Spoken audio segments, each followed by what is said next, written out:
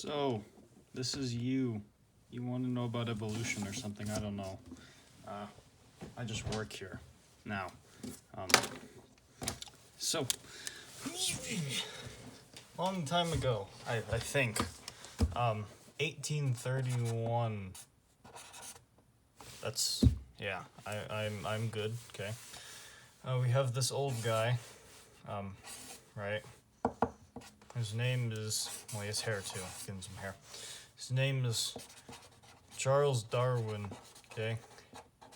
He goes on an adventure, right? He says, okay, there's a bunch of smart people, and they found this boat, and so we're gonna go on a big journey, and we're gonna go discover some stuff. So man hops on his boat, right? And they're sailing all around the world, and like he lands on like, I don't know, this continent, and he's like, oh, he's there to study animals, and he sees this animal, and he sees a triangle animal, and he sees like a square, not actually, this is paraphrasing, right? Sees all his animals, he's like, yo, mate, there's variety, like, I don't know, the triangles are pink.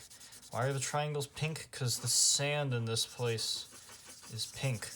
And they blend in, that's really well suited. Or maybe you have, like, this guy, he has, I don't know, he has stripes on him. What are those stripes? Well, those stripes help him to filter out, I don't know, the bugs out of the grass so he can eat them. And so that's something that's really useful in his place because it has, like, 1 billion pieces of grass, okay? This guy, he just exists. No one talks about him. Now, when Darwin was there, he was like, whoa, okay. And he said to himself, that's a lot of variation in species, As he went around the world, he saw so many different weird-looking creature things, right? And he thought to himself, all these guys, they're really well adapted to their environment. There's got to be something more to this.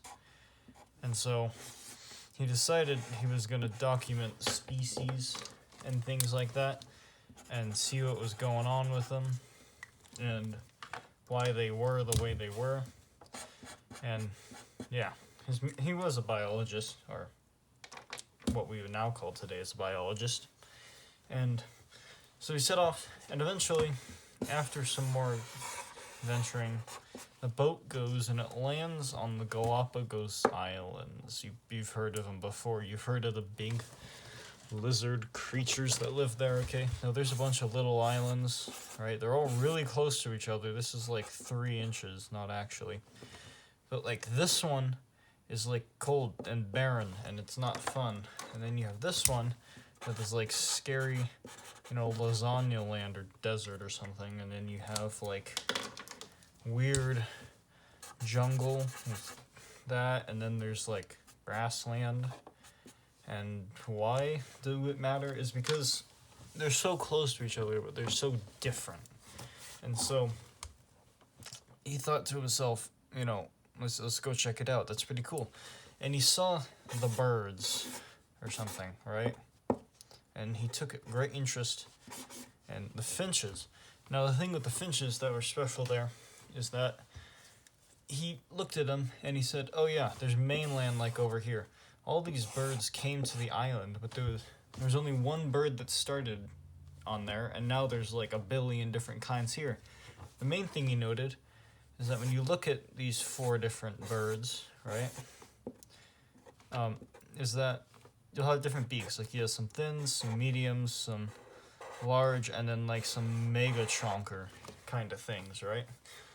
And he thought to himself, well, that's kind of weird. And then he was working on it, and he developed the theory of evolution. That there was the OG finch, and he was just like, normal. He brought him and his family over here. And as they went around, they like evolved, as we know, into various things depending on their environment. And that's kind of the basis for modern evolution. Now, when he looked at this, and then you can look at also the fossil records to see the same kind of thing. So, like, if you look at I don't know, let's say a dinosaur, right? Yeah. Maybe this isn't the best dinosaur, but if you look at them, you'll notice that they are decently similar, and you can see through the progression of dinosaurs, and then before that, and all the creatures, they all make sense with each other. These guys, he comes in, and now he's like, I don't know, he's like a snake or something, right? And you can trace back the lineage of these families, and that's where evolution comes from. It's this gradual change over time. And, well, so the dinosaurs died. Why aren't they alive? Well, they weren't fit for the environment, let's say. So they blew up in a giant meteor explosion. We all know that, right? If you don't, then, basically there's this thing. And it was like, I'm speed. And it came in, and it was like, pow, and it killed all dinos, okay? But there was other reptiles that survived, like the little ocean guys, because they were able to hide in the waters and not get blown up by volcanoes or something. And so, what happens now is that the mammals, they were cool. They could hide, and it was really only the small little guys, because the dinosaurs were predominant. But you took, like, your little mouse, right? He was here, his ears, his nose, and he evolved and turned and maybe not a mouse, but a small rodent, and turned into everything else. Like this is you, okay? You're looking pretty cool. Let's see, let's give you a blue shirt, okay? And then they evolved into, like, I don't know, a wombat. What does a wombat look like? This is now a wombat, okay? Clearly, and then he evolved into that actually works out. That's a whale, okay? See, this is the water coming out of his head. Yeah. And so the adaptations are what makes them survive. And so if you have better adaptations, you're going to survive, more likely. Like humans, we have big brain, some of us at least. And because of that, we're able to be smart. And, we have our, fingers with, I don't know, maybe you don't have pokies, but you got, your hands, your cool things. It allows you to be the predominant species on Earth. And because of all that, because of the adaptations, we are the number one species on Earth.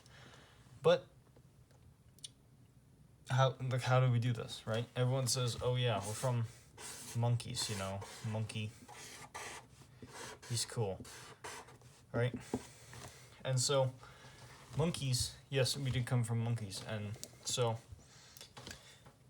that's how evolution is that those are our closest relatives, and you can go back to, like, gorillas, and then orangutans, and then those all lead back to, like, ancestral primates, and that's pretty much where we come from. And so we share a ton of DNA with these mice, because that's where we all came from.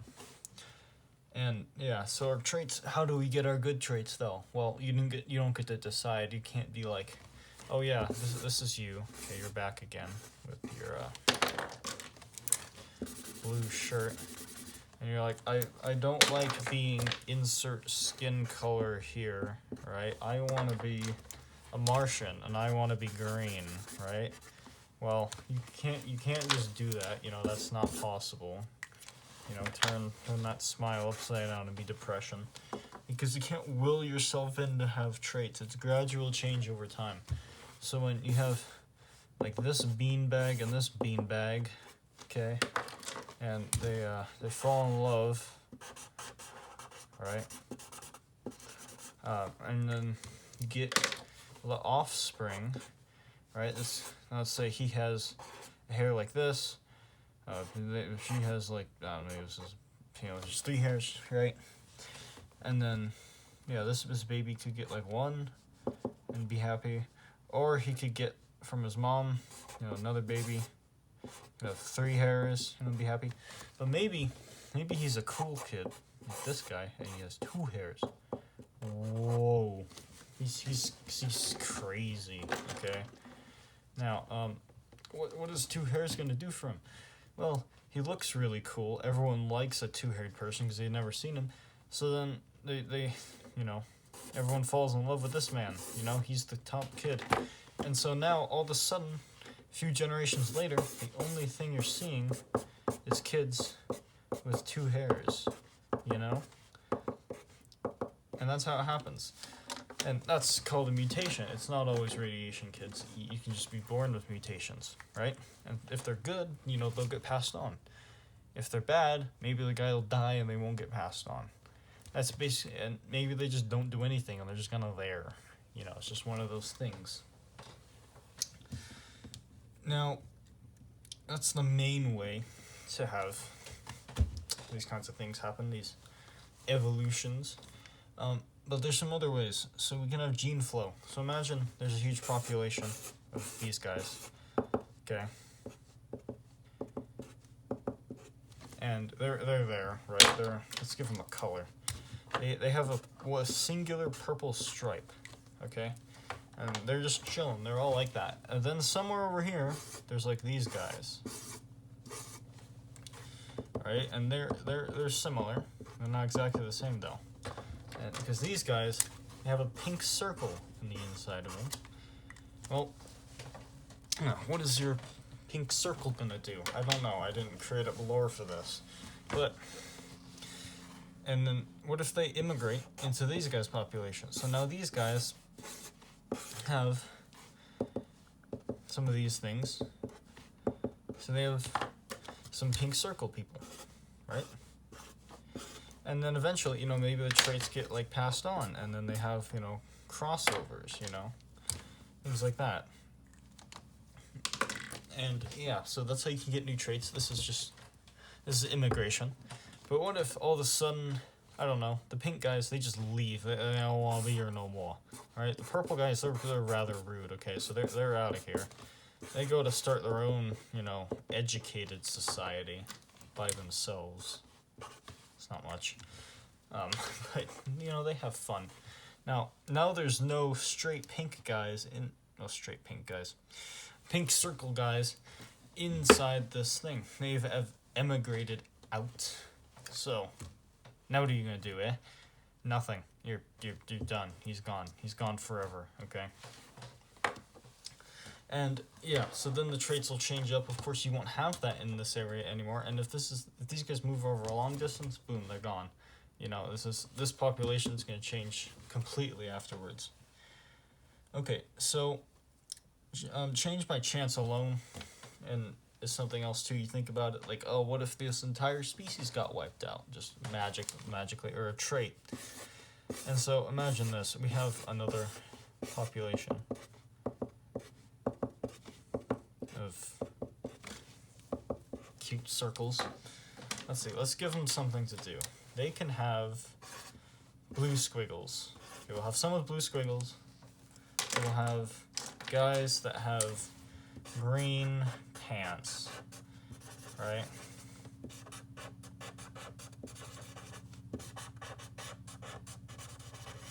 Okay. So that's pretty cool. One day though, there was a big thing that happened, and you know, I wonder what it is. We have this thing. Okay, this is important to the plot.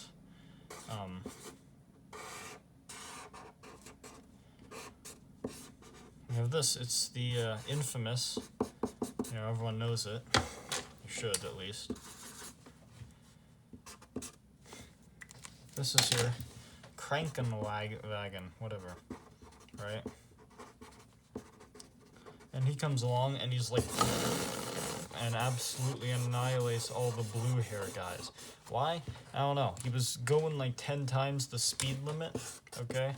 And he just happened to absolutely destroy all the blue guys that were in the environment after he crashed off the road. So now there's only green pants guys. Well, you know, it's not very, like, random that a Krankenwagen happened to come over and just run over all the blue squiggle guys and leave only the green pants guys, but that happens, you know. Like, let's say, I don't know, there is a a biome of red sand, right? Like, this is more realistic. Okay. And let's say there's blue men, right? They don't blend in too well. You know, they're actually kind of sad. When when the teal blue death birds of death power come in, or jeez, what is this? They come in and they just annihilate these guys, or they can't do nothing. One of these guys decides one day, hey, let's have red baby, and well, not he doesn't decide. It's just it happens accidentally. The blue gene turns red. This red guy, he's doing a really good job. He's smiling like crazy that he's not dying instantly like all of his blue fellows. And now he can make all of his red babies, and all those red babies will survive. Well, he goes over here, right? And he's like, aha, I need to pass on my genes. He goes to try and flirt with blue circle girl. And then he's like, oh, I love you. And then she's like, no, I don't like you. And just murders this man half to death with a blue goop or something. Right? Well, that's a problem. Mr. Advantageous Guy is no longer alive due to dating complications, we should say. And you know, that's a pure chance. But now he's dead. Now that she's sad again because she realized, oh wait, now I'm dead. And then, man gets revenge in his afterlife because the creepy blue teal death birds come in and annihilate her. So yeah, that's just something. Another thing, non-random mating. What we just saw right here. This blue chick doesn't like Mr. Red because he's weird and creepy. And yeah, you know, that's something that happens in real life. You know, not necessarily racism, but you pick partners with similar traits. So if you're like, I don't know, what's something you're into? You like, I don't know, what's something? What do generic people like? I don't know. Oh, whatever. You like to drink orange juice a lot. You're in like your top orange juice consumer, okay? And that's like your favorite sport. And you come along with it and you're like, woman. And this woman, she's like, I like drinking apple juice. And so you're like, no, that's not my kind of woman. I'm not gonna date her. Right? And then you're like, oh ho, there's this woman, okay? And she drinks orange juice. Okay. Jeez. And then you fall in love over a mutual sense of loving orange juice, right? You're so happy that you could drink orange juice together. Now, you didn't know what was happening much with this woman besides that she likes orange juice and you like orange juice, so, you know, no apple juice drinker. What if this person is like, I don't know, has a disease that makes them explode by the time they hit 30 and a half years old? Well, you don't know that, but this person didn't, and so theoretically they'd have the better traits for the surviving, but you decided to choose the orange juice person because you like orange juice. And so that's where some non-random kind of mating comes in with these people. And that happens in organisms too. They'll tend to choose people with similar traits. And that's because that's what's worked for them. If they blend in, right, and they didn't get eaten, they're like, oh, wait, my color, they don't say, like, oh, yeah, I blend in. They say, hey, I'm like, I don't know, it's like, let's use an insect, okay? Of, like, Mr. Man here, and he's purple. And so his ideal mate is going to be a purple one because it's a purple one. And the purple blends in with the purple ground in this purple planet much better than if you have like red Susan over here. She doesn't blend in. So you're gonna go for the purple person. It just makes sense. So, yeah. And so with all this evolution, you're like, well, species, you know, you go from one species to another. Does that mean this professional snack over here, does that mean that he is a dinosaur? Well, no. He is not dinosaur, unfortunately. But he is a different species. And how do we tell that? Well, if you think about, like, we go back to Mr. Charles Doorknob or whatever. He went and discovered these finches. And these finches, they don't look very much alike, if you can tell. Their beaks, I mean, these two are pretty similar, but that's besides the point. These guys, they're pretty different from each other. And so once things become distant enough from each other and kind of make their own little species, well, own little group of creatures that are all similar to each other, then you get a new species. And that's how we define species. That's how we define creatures change over time. And that is how evolution works. Speciation. That's process of making new species. You don't get much simpler than that. I am professional science. You don't have a test. You never have a test. Goodbye.